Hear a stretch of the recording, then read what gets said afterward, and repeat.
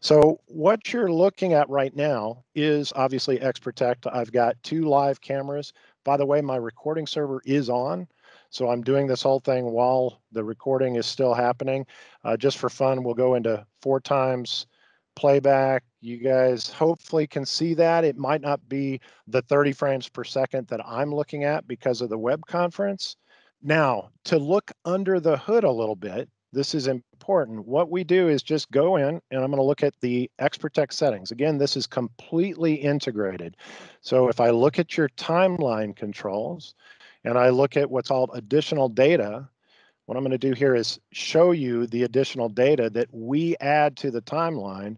And voila, what you can see here is all of a sudden, instead of just red, you see orange. Anything in orange is actually coming out of the cloud. So the data that I was playing back and am playing back right now, this is coming out live. And the cloud I happen to be using is what's called the hot storage in S3, or it's Amazon S3. It's not Glacier, so it's what's considered the hot storage, okay? Okay, so how do you set this up? Let's look here and jump into the management client. Now, this is a very, very important thing to know about what Storage Bridge does and how it works. We're the only ones that work on the live drive or the archive, or both, frankly. You could set up multiple configurations on your storage.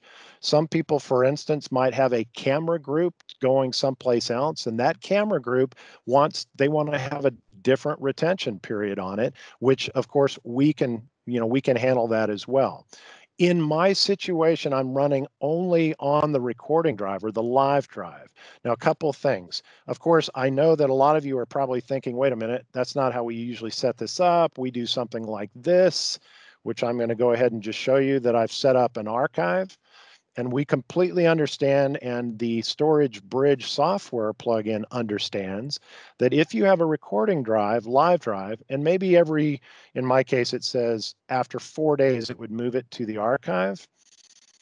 I think we all know that if I have lots of cameras that are live recording, and at some point, either during the day or the week, I have to copy everything at the same time all those cameras are still recording. I have to copy all that data to this archive. That puts pressure on the network. It puts pressure on the servers involved. And many people that we've talked to, they don't always love that because you always run the risk of having frame drops and losing some data at that point because, of course, you're doing a big bursting operation. There's not that there's anything wrong with that, of course, and if it's sized appropriately, of course you can do that. So we're not saying that's bad. However, we're saying it's not necessary when you want to just simply replicate all of this data to the cloud. Like I said, for disaster recovery, we can do a far more seamless and what's the best way to say it, a kinder, gentler approach as far as doing what's called continuous data protection, which is what we're really doing. Our software runs at the lowest level inside of the Windows computer. So we are embedded with the Windows operating system and the file system, which is called NTFS, or in some people it's REFS. But typically we are embedded inside at that level. So frankly, Milestone or any other application, they don't really know we exist. We just do our magic by enhancing the file system at the lowest possible level. And by doing that, again, it does not put a big burden on the IOPS or the server that's involved, the bandwidth. If your network is a little tight and it doesn't have a lot of extra headroom, this is something that can be a big, big benefit. Now, if I have a live drive and an archive, just to show you, my plugin is over here, right? So on the left column for Milestone, in XProtect, this is where we talk about Storage Bridge. There's a link to the manual that is great. It will teach you anything and everything you want to know. We give you a good, quick understanding of what the functionality is that we provide with disaster recovery. That's one separate feature, right? Or the extension, which is the second feature there. And if we look at disaster recovery, what you see is we automatically are picking up whatever I set up on my XProtect system. So I've got that recording drive and an archive that I just added. When I go to disaster recovery, my feature, I see the recording, which it shows me I've already enabled that replication, background replication, that is backing up every camera file plus all the metadata, the XML, the index files, anything that XProtect needs to rebuild that timeline in the smart client, we back up, okay? It's a comprehensive backup. You can see what it shows me is I'm going to AWS. It tells me what the bucket name is in the cloud, and it shows me, in this case, how much camera data is actually in the cloud. I'm at 155 gigabytes, it says, for what I'm doing. Now, I also see the archive. If your workflow or your customer's workflow is such that that's critical for some reason, they may have a good reason they're doing it, like they're worried about the database being too big on the recording drive if it fails and you have to rebuild it. Things like that, of course, they can run it. They can run an archive, and we could simply enable the archive here. But I want you to know that it is not necessary, and we have enough people now that have said, I don't want to keep doing this dump from the recording to the archive. I'd like to avoid that. We have a great solution for that, okay? So again, for clarity, what I want to do is, again, show you that I don't have to have the archive. In my system, I'm strictly using the recording or live drive. So if I look back at the disaster recovery, you can see now I do not see the archive, right? So we follow whatever you do. The 99.95%, this is showing me that virtually 100% of my data is replicated. Why is it not 100? I'm sure somebody's realizing because my recording server is running. So my recording server is running, which means there's always going to be a little bit of data that hasn't made it to the cloud yet. The great thing here is if I just stop my recording server, like during a maintenance window or something, within 30 seconds, this would go to 100%. This would turn green. And it just, again, to let you know that everything up to the last second in that case would be in the disaster recovery or the disaster recovery bucket, if you will. Okay. Now, if let's say I have a massive crash, what happens? You literally just go to a new computer, you set up XProtect, you take the 2 minutes to add our plugin, right? And what you do then is hit the recover button, which I just hit, and that is what shows you all of the, what we call the storage targets. These are any of the cloud providers in addition to ones you haven't heard of, because there are some private ones out there. They typically use what's called S3 compatible. That just means they use the same protocol that Amazon uses, okay? And it's called the S3 protocol, right? So this is where, in my case, since I'm in Amazon, don't have to be, I could be in any of the buckets or any of the providers, I would go to Amazon, make sure I put in the URL, which they give everybody. They give you a key that's a really super long number, long string, right?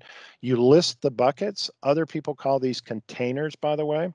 And they would list all of these different containers or buckets. I would simply pick the one that is called TT Milestone 1, which is where I am, and my data would come back.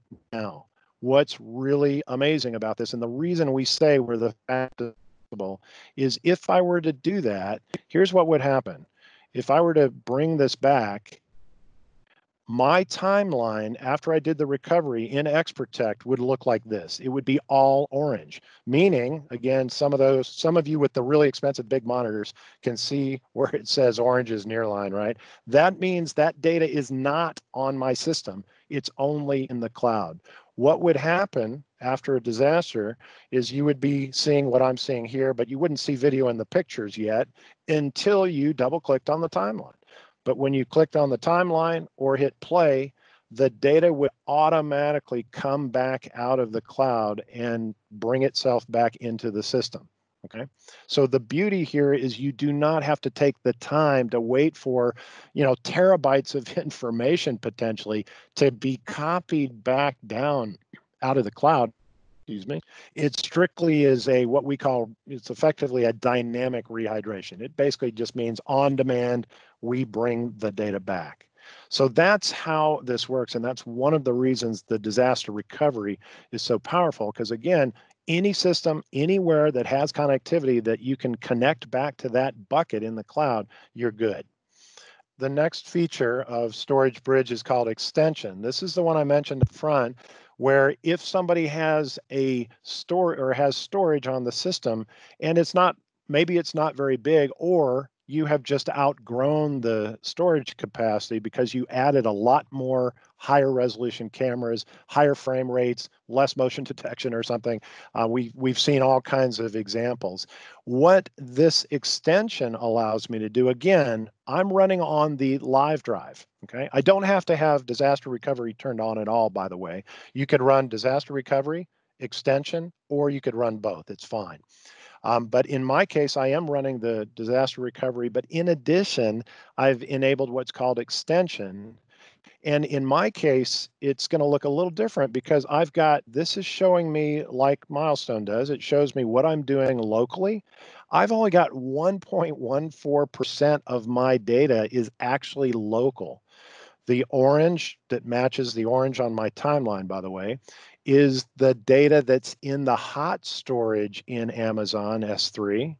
But I've added another tier in the cloud because Amazon, Google, Microsoft, and I believe IBM offer multiple tiers in the cloud. This is really, really important because of retention times, right? We have more and more people that we're hearing about and talking to that might be, for instance, the cannabis industry, or maybe it's a smart city. A lot of these people are having at least the requirement or the potential requirement to figure out how to have a much longer retention period, not 60 days, 90 days, but we're talking a year or more. I've heard of one up to 3 years at this point. So the only way people are going to be able to do that cost effectively, surely they're not going to spend the money for CapEx on multiple petabytes locally. Very, very few people are going to do that. It's just too much maintenance, HVAC costs, power costs, everything else that's involved. However, but what we've done is by enabling the storage bridge enables any of the cloud tiers to be available. Now, why do you use them? This tier that's in blue is considered offline. Other people would call that cold storage, or sometimes you hear it called frozen storage, right?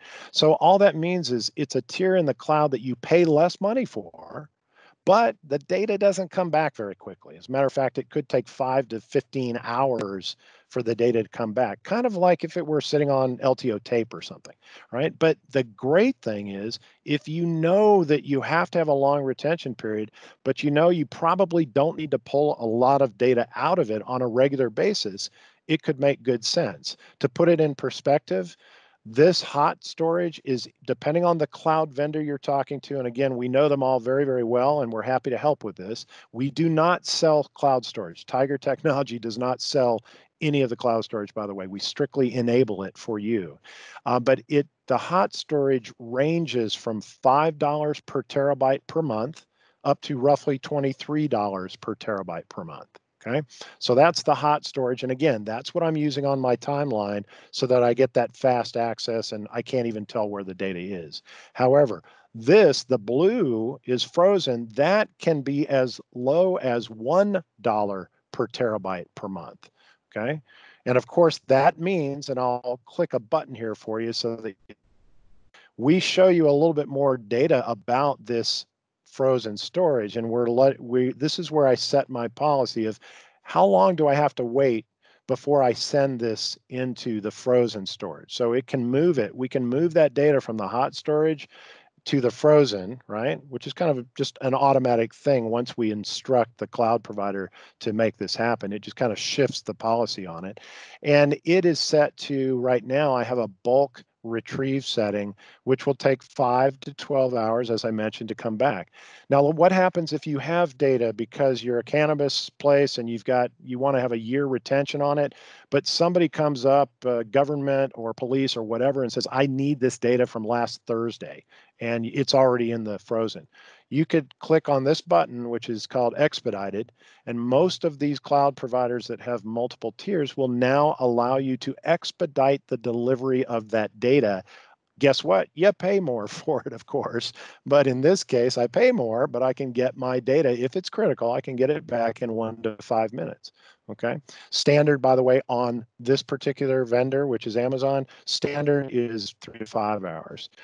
Similar types of things on Azure, by the way. So different, just different settings depending on where it is. We also put links directly inside of XProtect so that you can go learn more about that particular cloud vendor if that's who you're using, okay?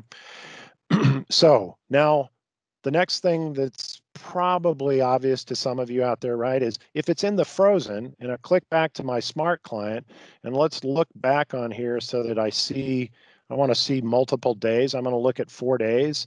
And sure enough, if you see back here, I've got a lot of blue. Well, you guys know that if I pull a disk drive cable or pull a storage cable like a fiber channel cable or something and disconnect XProtect from the storage, it's not going to be happy. If I try to bring back something that is, I'm telling you, is going to take 5 to 12 hours, surely that's not going to be a wonderful thing for XProtect, and you're right. So we know XProtect extremely well, and what we've done is architected this so that, again, you could turn this off if you want to. The display, by the way, right? You can turn it off. But if I click on blue, first of all, I know that blue means, hey, I'm not going to get this data back because it's going to take too long. But if I click on it, we don't crash the system. We literally do the same thing we do in media and entertainment with editing systems, right? And say, hey, this data is just not here. It's offline.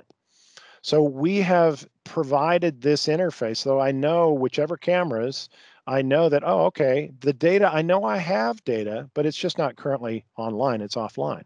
So how do you get it back? Perfect thing on the left, you notice the MIP plugin here, that's us again, part of the plugin for the smart client. And what we can do at this point is literally just go in and say, okay, what day, what time do I want? And set up a from to. So we set up a range. And what's great about this is not, some of you I'm sure remember the old days trying to do this to tape or something. And if you wanted, I want one camera back, well, the only way you're going to do that is you pull all the data back and then you figure out how to find it.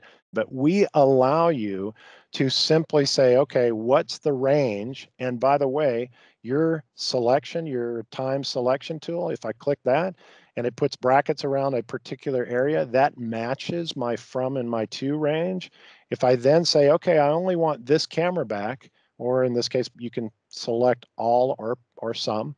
If I say restore, it calculates what it's going to need to do. And it's telling me I'm going to restore in this about 20 gigabytes of data. And of that, it says 9 gigabytes. It says, keep in mind that 9 gigabytes is actually in that frozen storage. So that's going to take a while, and it's got to come back into the orange, into the nearline or the hot storage before you're going to be able to see it. And it says, do you want to continue, yes or no?